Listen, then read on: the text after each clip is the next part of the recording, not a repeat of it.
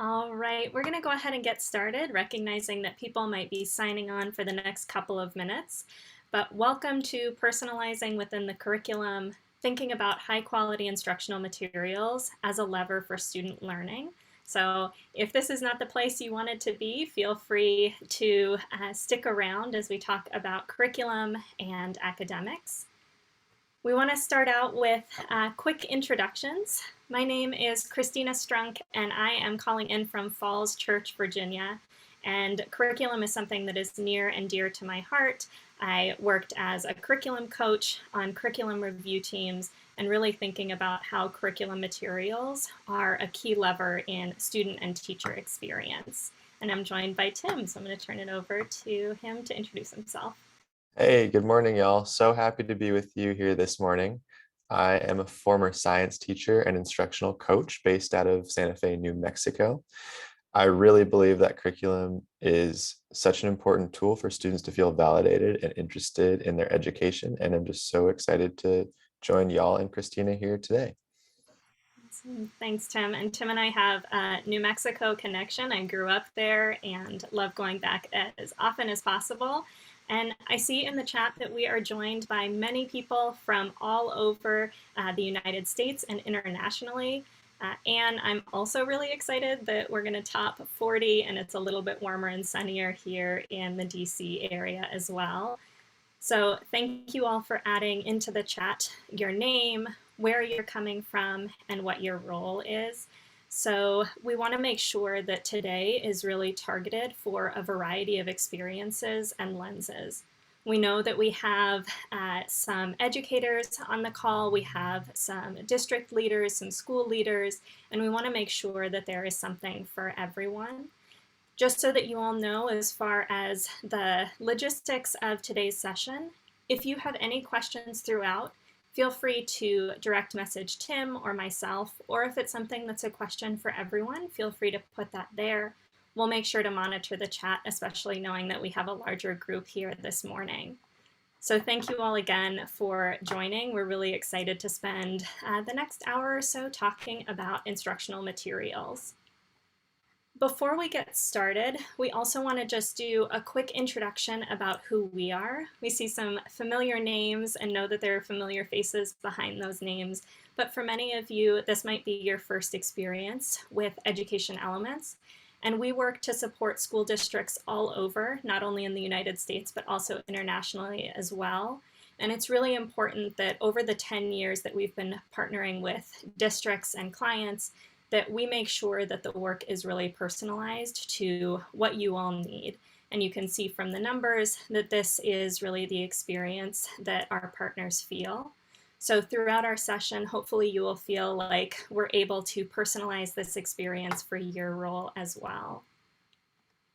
One of the things that we really think about at Education Elements is our responsive ecosystem. So our support really travels across different layers of a school district or a particular context.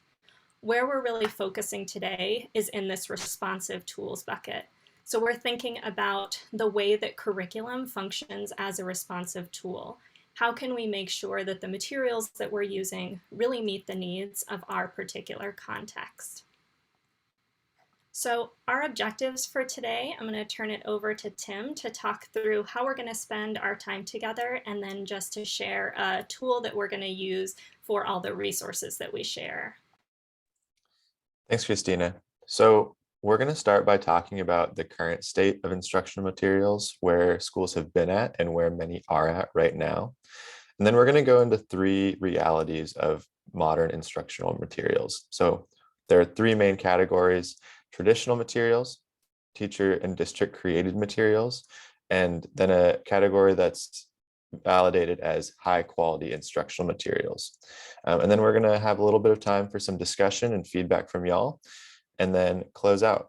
And our main objectives for this session are to really consider where instructional strategies and materials are right now and offer insights for how the three common realities that exist can be made and maximized for your school districts.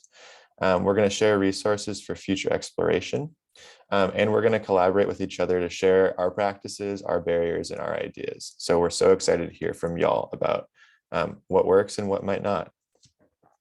Great. So, one of the things that we want to make sure is true throughout today is that you walk away with resources that you can put into practice tomorrow or even this afternoon. We know that oftentimes when you attend a webinar, there are a lot of links that you might have to save on different tabs, and we wanted to have an easy way for you all to take notes. So, Tim is going to add a note catcher into the chat. This is a helpful tool that you can use if it's useful. It's going to force you to make a copy. So you should see a little pop-up that says make a copy, and you're going to be able to have your own note catcher. For each of these three realities that we're going to talk to, there are some supporting materials that you might want to revisit. So each of those that we talk about in the slides are linked in that note catcher so that you have them in one place. We're not going to be dropping them in the chat throughout. So if you want those resources, you can either see them in the follow-up that we'll do or in that note catcher. But again, we just wanted to make sure that you had one place to be able to see all of those resources. The first thing that we want to do is really think about the why. So what is the context for instructional materials? Where are we at right now? So Tim is going to walk us through the next couple of slides. Great. So this might be something that's true for you or your colleagues, but we all know that many teachers spend lots of hours each week searching for instructional materials. Ed Reports did a study that showed that 96% of teachers use Google and nearly 75% of teachers use Pinterest to search for lessons and materials. This is super common. This is something that I definitely did when I was a teacher. And so this is a very common reality that teachers are facing in the current moment. Studies also show that when any teacher uses excellent materials, student learning improves significantly. Studies also show that when teachers do not have access to strong standards-aligned curriculum, they have to spend more time each week searching for materials. And they're often doing so and finding materials that have not been vetted by a body that can assure that they are going to be aligned to the standards. Ensuring that teachers have materials that are aligned to their standards and are high quality is a tool that is invaluable for assuring that students' education is strong. So as you all think about your own context, something that you might be facing is seeing that teachers, like on the previous slide, are spending hours and hours after incredibly long days looking for materials. And as leaders, you might be thinking about how can we make sure that the materials that they're finding are actually at a high quality to guarantee a strong learning experience for all students and all teachers. So we know that depending on the guardrails and requirements for your particular context, that instructional materials have a variety of ways that they look, and we're going to dive into a few of those as well. But before we do that, wanted to share one more piece, so I'm going to turn it back over to Tim. Yeah, thanks for that, Christina. So just thinking about what's on educators' minds right now, curriculum and supplementing curriculum and finding curriculum that's customized to their students is absolutely on educators' minds. So a pulse survey that we put out showed that many educators are either currently planning to customize their curriculum or are planning to supplement existing curriculum. And if they're not planning to do so, they're likely considering it highly, or it's of strong interest to them. And obviously, this process for educators, like what Christina kind of highlighted a moment ago, is often consisting of searching for those materials online in a process that isn't always vetted, but it's something that they believe is important.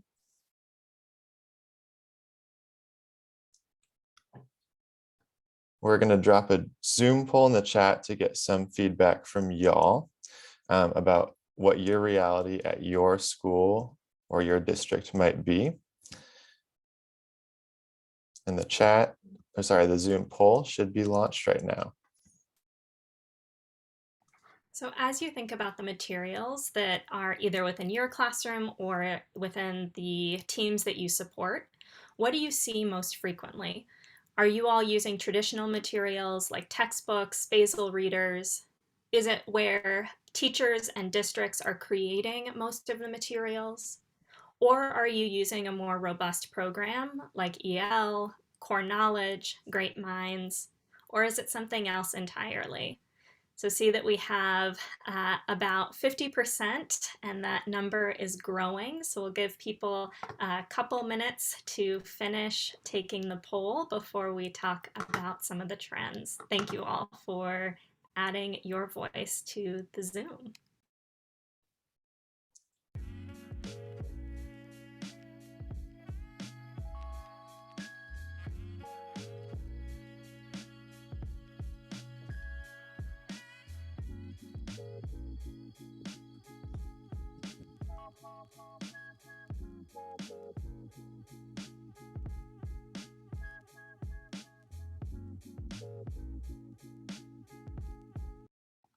So see that we have most people who have responded, and it's really interesting to see the difference in who is here in the room today. So we're going to close the poll, and what you can see, we'll share the results with you all, is that we have a fairly even split between traditional materials and teacher district created materials, with more robust programs falling in third and some mix in the other category at 18%.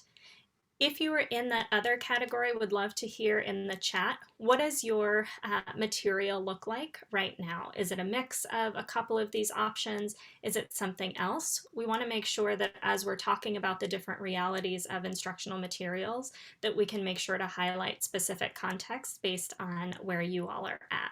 So feel free to add anything into the chat based on what you shared, seeing a lot of what we marked as other and why, lots of combinations, depending on grade level or content areas. We see a lot of variability in the districts that we support as well. Yep. Ryan seeing that open education resources nod, especially in the last few years. Those online free tools, especially those more robust curriculum, are becoming more and more frequent. So you might also have thought about OERs as well, or those open education resources. Great. Thank you all for adding that. The first piece that we're going to really talk about are those traditional materials. So this might be something that you all are thinking about because you have used it within your own classroom experience, or it might be something that the teams you're supporting are using. But what we want to think about through the lens of each of these instructional materials is how much flexibility and autonomy do each of these require or have as a part of using them. And so as we think about this matrix of, is there high flexibility and autonomy where people have a lot of opportunities to flexibly create or adjust or adapt? When we think about traditional materials, those tend to stay more within this middle category where there might not be a lot of flexibility within that textbook, but you could think about other materials that you're adding on. We also want to think about these teacher-created or district-created materials where those have a much higher flexibility, where you have variability between classrooms. Teachers have a lot of autonomy and agency to be creating those materials. And when we think about some of those OERs or high-quality instructional material programs that tend to be more robust, have scripted lesson plans, and a lot of accompanying materials, those might have less flexibility overall. And what we're going to do in the next few minutes is talk about some of the considerations for each of these.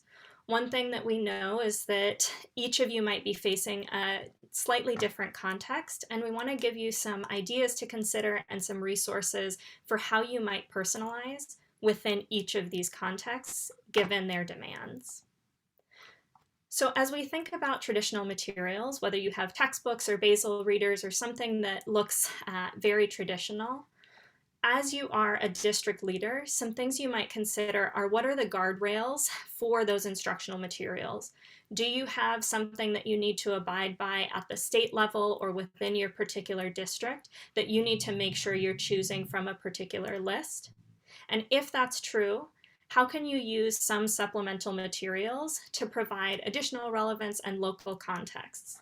So you can see here in this graphic from Titan Partners that there has been a lot of change in the last few years where in classrooms, if you were to look at what instructional materials were in 2005, there was a real dominance of textbooks and traditional materials with a smaller amount of digital or supplemental materials. So in this really robust market for curriculum. There is $5 billion in this curriculum market. What we're seeing in the last few years is that that is really shifting with supplemental materials really having a larger share, and you might be seeing that within your classroom contexts.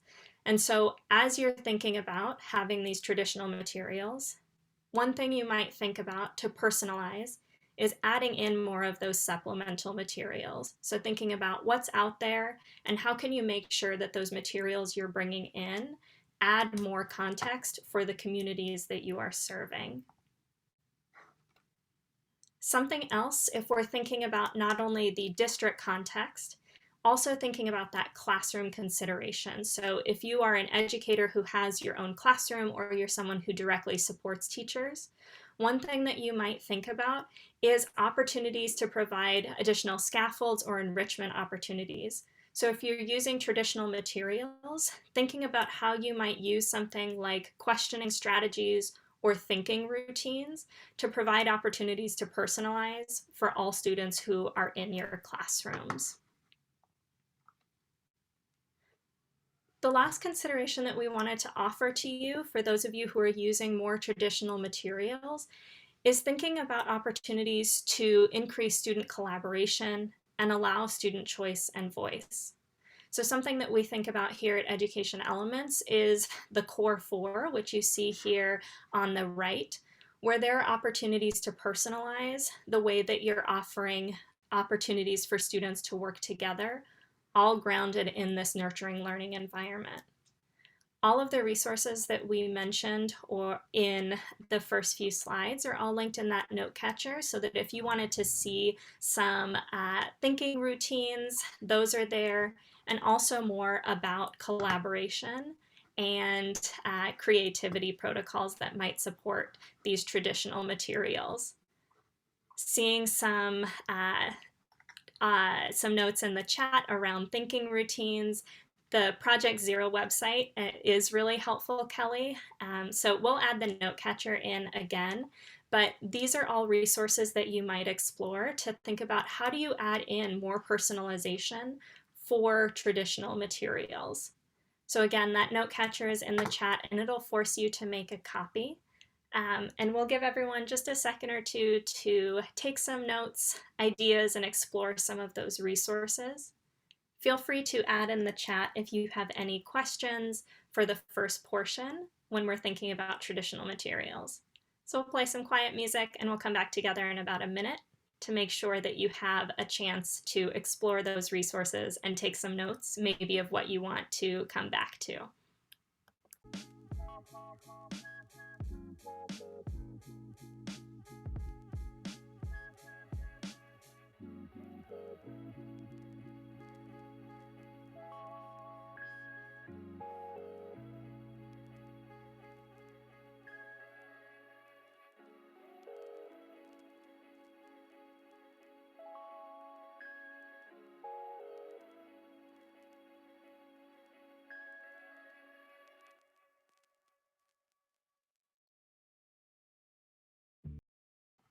Seeing some questions come through in the chat. Again, we want to make sure that within each of these realities that we have a chance to pause, let you explore the resources, and take some notes on what you might come back to.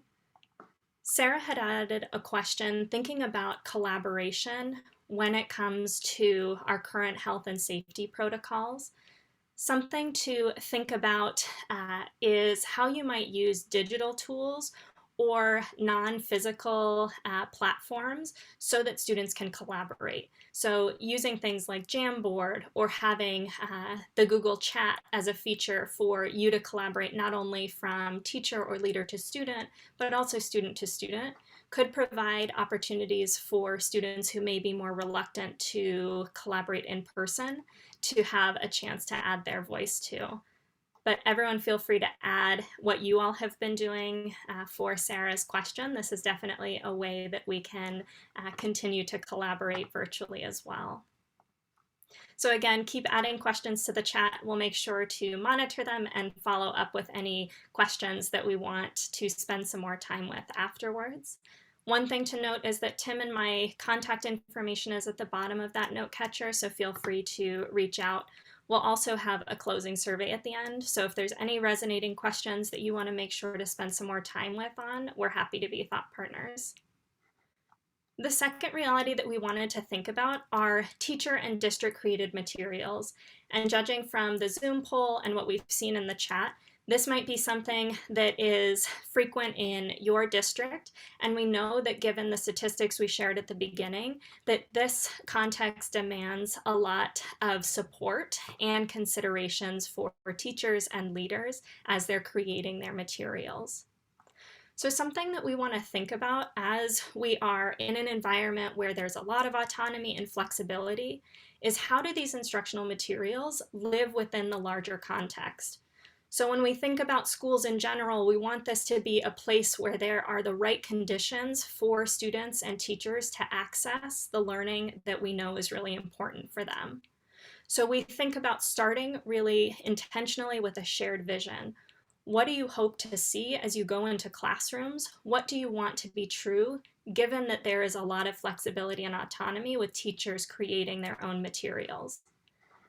Then we think about those instructional materials. So how do they fit within that higher quality vision? What does this look like? What does this not look like? Having those conversations as teachers are selecting materials. Also making sure that there are ongoing opportunities for professional learning, not only for teachers as they are creating those materials, but also for school leaders so that they can be real instructional experts and supports as they're going into classrooms. Also thinking about the way that there is opportunity. We talked about collaboration for students, but thinking about collaboration for teachers as well. How are there opportunities for them to work across content teams, grade levels, to really have time to internalize the lessons and materials that they are creating and to get feedback on those lessons? So something that we really want to make sure that we're thinking about as we have teacher or district created materials, the way that we really drive our work forward here at Education Elements is thinking of these principles. And these might be part of your vision for instruction. So some of these might resonate more with you than others. But when we think about an instructional vision, we think about it being really student-centered and future-driven. So what are the innovations that we want to really embrace and welcome? How can we really think about what students need for the future and how can we prepare them? Also making sure that there's an opportunity for students to be seen and feel comfortable and safe and heard in these nurturing learning environments. And also making sure that we are really equity focused, that in order to personalize any of the instructional materials, we need to make sure that we know what each student needs and make sure that we're providing those supports based on those needs. We also want to make sure that as we're creating those materials, that they're really data informed. So we're thinking about what are the ways that we can gather data on what's working, what might need to be adjusted, and what the impact of those materials are. So we want to think about, again, that guiding principle as we're building in more flexible environments. So as you all are thinking about the considerations when you have a more flexible environment, if you're in a leadership position, you might think about how are you ensuring that the materials that teachers are choosing and creating meet those basic levels of rigor, that they are standards aligned, and that they are relevant with opportunities for personalization.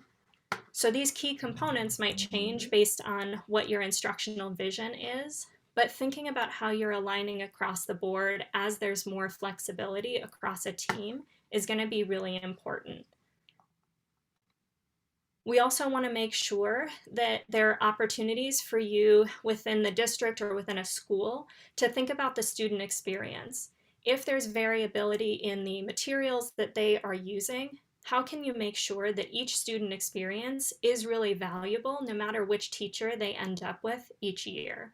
So thinking about using things, and these resources are linked within that note catcher, like classroom walkthroughs, learning walks, student work analysis protocols, to make sure that you're having those opportunities to check for alignment, making sure that not one classroom is doing something vastly different than another that's outside the realm of your instructional vision. So before we go to the third reality, again, we're just going to pause, give you a chance to look through those resources in the note catcher. Let us know if you need it again. We'll play some quiet music, and feel free to keep adding questions in the chat that we can share. Hopefully you all are also getting a chance to notice my two dogs, Scully and Mulder, who are also big fans of instructional materials, who are joining us today. So again, feel free to keep putting questions in the chat. Thank you all for also adding ideas. We've talked in both realities of the importance of collaboration, and it's really amazing to see that happening in real time. So the third reality that we want to talk about are high quality instructional materials. And something that we saw in the Zoom poll is that this might be something that is less frequent in your contexts. So we want to just share a little bit about this particular context and some of the considerations for using a program that might be ranked as high quality instructional materials. Before we jump in, we want to make sure that we're all on the same page defining our terms. High quality instructional materials, for those of you that this might be less familiar for, is a term that really thinks about the level to which materials are standards aligned, rigorous, offers an opportunity for scaffolding and differentiation, and also that there are accompanying teacher materials to support these more robust lessons. Some of the ways that you might see, or the measures of high quality instructional materials, are some of the places that we have named here, but there are many others. So you might look at What Works Clearinghouse. You might see if your curriculum materials are all green on Ed Reports. It might be a state website where you have done a robust review process, like Louisiana's Department of Education. Or there might be a program that you're using, like Ed Curation, that shares a little bit about what some of the considerations are for a particular program and whether it's right for your context. So something that is exciting about these programs is that they are robust and standards aligned, but oftentimes when we think about flexibility, one of the main barriers for a program like this is, how do we personalize? How do we make sure that a program that is so highly scripted and has a lesson plan that may be 10, 15 pages is actually personalized for the community that we're using? So as we share the next few strategies, these are just a couple of questions that you can think about for how you add in more personalization. So the first thing that we wanted to offer is, just from a district lens, if you're supporting one of these programs or a pilot of these programs, how can you provide educators who are going to be using these, and the leaders who will be supporting those educators, opportunities to internalize materials and prepare lessons? You're not going to be able to customize or add in or adjust if you don't understand the basic foundation of the program or materials that are in front of you. So thinking about using some rubrics or unit digestion protocols to make sure that you have those opportunities to really understand those lessons.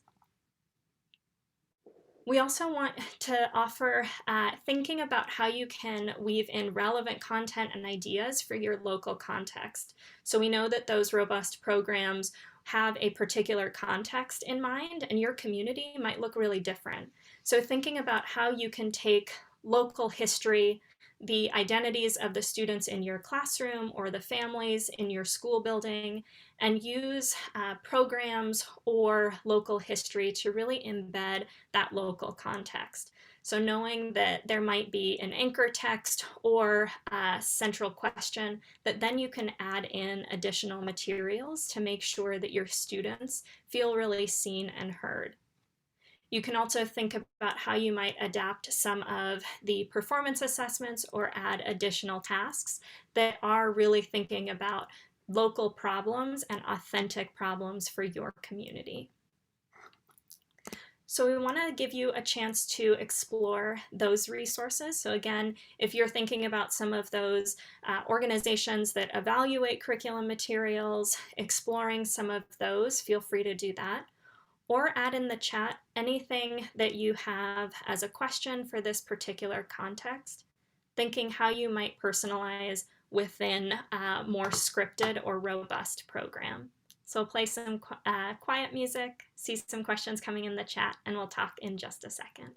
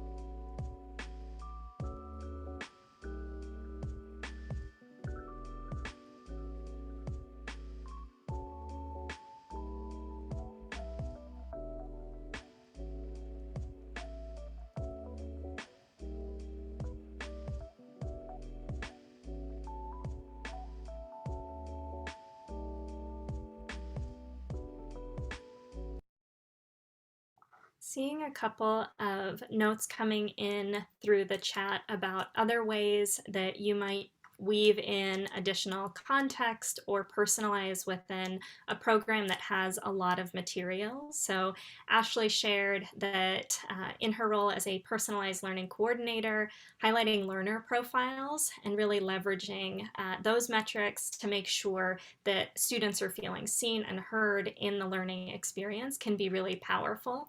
So again, thinking about some of those principles that we talked about earlier, you can use a variety of data measures. It doesn't just have to be assessment data, and really thinking about how that informs the overall learning experience.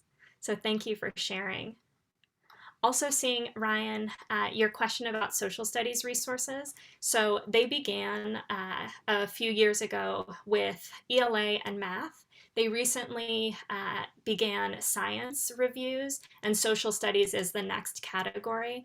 But if you are a social studies or science educator, oftentimes what happens to be true is that those materials are reviewed less frequently. But if you have questions about social studies resources, we're happy to support with some of the reviews that have come through in other organizations.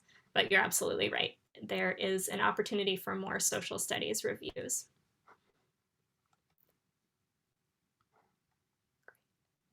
All right, and we're going to go to the last portion of our session together today. So I'm going to turn it back over to Tim. Okay, so y'all have been such awesome discussion participants in the chat. We've seen so many awesome perspectives about what these forms of curriculum personalization and just the state of curriculum in all of your school systems is right now. We're going to move into another round of discussion, and this is going to be an opportunity to kind of hear different perspectives, put some questions out there. We're going to use the chat. And we're gonna just move one question at a time. So our first question that we're gonna bring out to the chat is, what is resonating with you from this session? This could be a question that came up that's resonating with you. This could be something that relates to you. This could be something that you saw and made you wonder. What is resonating with you from the session? Feel free to respond to others in the chat as well. We're going to take about 2 to 3 minutes to think about this and respond in the chat. There's also a question from Kelly that she asked for the group feedback on, so feel free to add your insights for Kelly's question too. As you're thinking about what would be helpful for processing and putting into place a curriculum, what are the things that would be really helpful for you to have? So would it be having quick videos that are showing what is a particular content that you might need, or thinking like supplemental resources like that local history? So feel free to answer Kelly's question too, and adding what's resonating with you from the session. So we'll play some quiet music and then come back together.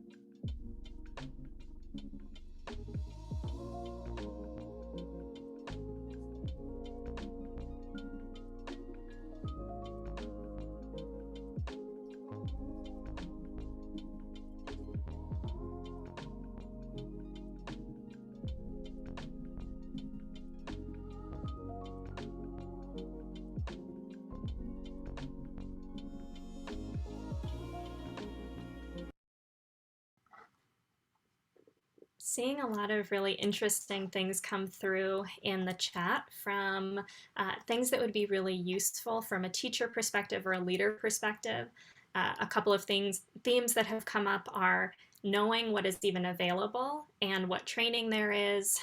Knowing who you can go to ask for help is going to be really, really important. Also seeing that, making sure that we have a way to address other needs besides just instructional materials. So thinking about that Bloom's taxonomy, making sure that students' basic needs are met, that they have that nurturing learning environment before we think about some of the instructional materials. And I also see that trend as well. I'm going to try and say your name. Please feel free to add phonetically how I should say it, David or David, in the chat about the trend for needing teacher training. Great, thank you. And again, feel free to correct me in the chat if there's something else that you would like to be called. Tim, what are you seeing? Yeah, absolutely. I also saw some contributions that highlighted that it needs to be assured to teachers that personalizing doesn't necessarily mean extra work. And that kind of, I also feel like, goes along with the point that we saw about training being essential here, and really giving teachers the resources so that there is an easy entry point into this new work, and that they don't have to do, all the work of searching on their own. That actually can be mitigated and save teachers time by that proper training. Yeah, I also see thinking about who's using the materials. So, like Jessica was sharing, thinking about if you have a large group of new teachers, what are the things that you need to equip them with versus maybe more veteran teachers who have experience using a particular instructional material or have a lot of resources in their back pocket that they can use to personalize. So, thank you all for sharing that. Yeah, thank you so much. So specifically, let's think about some barriers that your school district or school might be facing when it comes to personalizing curriculum or instructional materials. Is there any specific thing that is really top of mind for a hurdle that your school or school district needs to get over, or you would like to see them get over?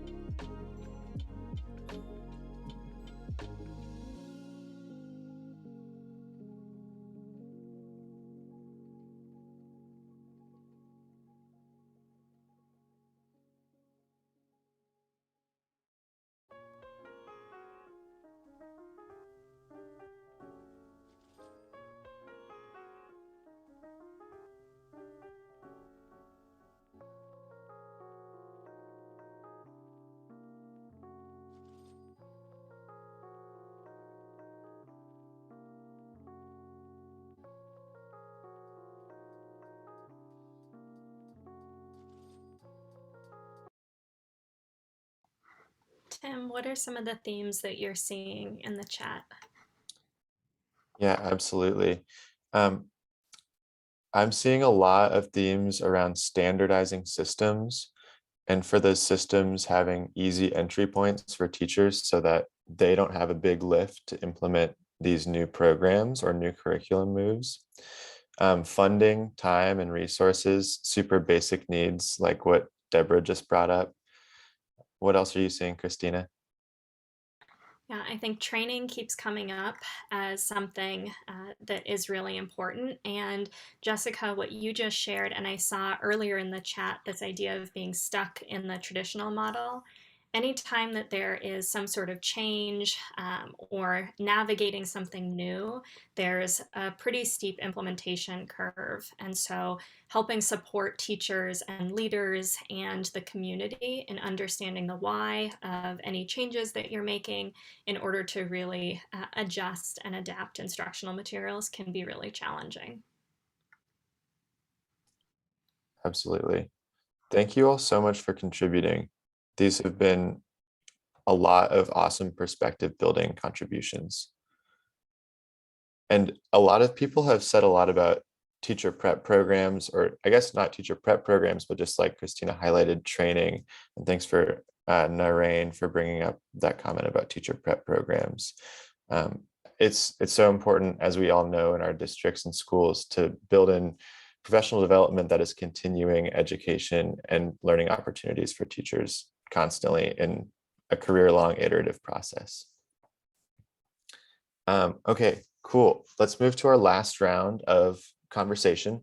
What are your goals for curriculum in the future? What are your hopes and dreams for your school and school district's curriculum reality? I'm left feeling really inspired by all of the hopes and dreams and goals for curriculum within your contexts. Something that we hope that you are taking away from this session is that regardless of the reality that you're in, there are opportunities for you to personalize, to think more intentionally about how you're using instructional materials within the larger context of the student and teacher learning experience. And we want to make sure that we're sharing with you a couple of other opportunities that you have to come learn with us. We've definitely learned a lot from you all and really appreciate all of the insights that you shared and the questions and collaboration, even though we weren't able to see your faces or be together in person. Great. So we have a series of upcoming webinars that are going to continue to go into curriculum and other topics that are extremely relevant to the current education landscape. On the 25th, we're going to be talking about results from our survey that we are going to be distributing. Living in the past. Oh my gosh. Thank you, Christina. Oh my gosh, we already did that. We actually shared that survey information with you. On the 17th, oh my gosh, we are going to have our virtual courses and coaching webinar. On the 24th, we're going to have our teacher retention webinar. On the 1st, we're going to have our equity in education webinar. And on the 8th, our self-care webinar. So we really want to bring you webinars that we believe are relevant to the current state of your schools.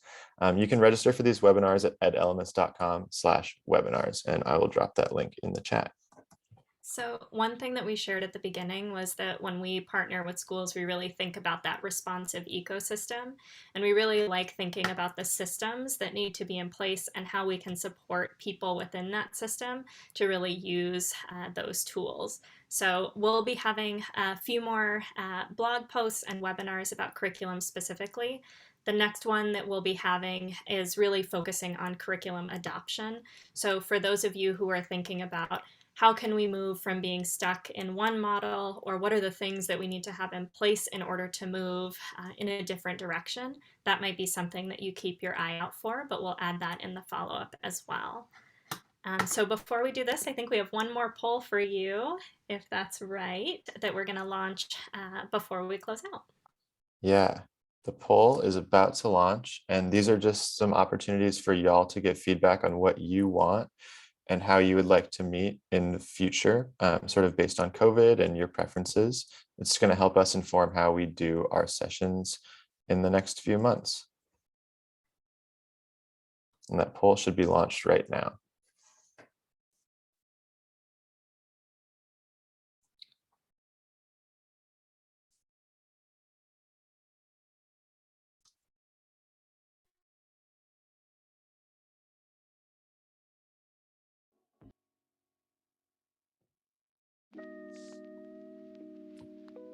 Thanks for filling out that poll, y'all. If you have keep doing it if you have not yet or finished or submitted it. I'm also going to drop in a survey into the chat that we would love for you to fill out as a follow-up, and so that we can get a little bit more feedback from the webinar.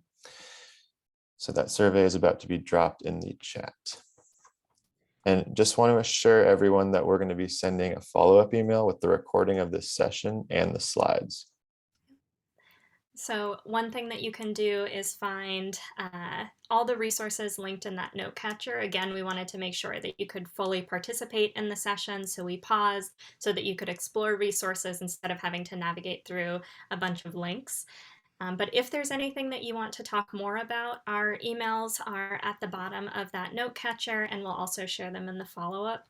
But just want to end with how grateful we are for the way that you all just engaged in the chat, the questions you brought, the expertise that you were able to share. And thank you all for any feedback on that closing survey for how we can do this even better next time. And we will stick around for the next few minutes, but feel free to hop off. We know that having some time back is often really valuable. So have a wonderful rest of your day and rest of your week. Hope that the weather is staying warm wherever you're calling in from, and we will hopefully talk to you again soon. Bye, everyone. Bye, all. Thank you so much. All right, everyone, we're going to go ahead and stop the webinar, but we'll follow up with all of the resources and materials from today. But thanks again, and we'll talk soon. Bye, everyone. Thank you so much.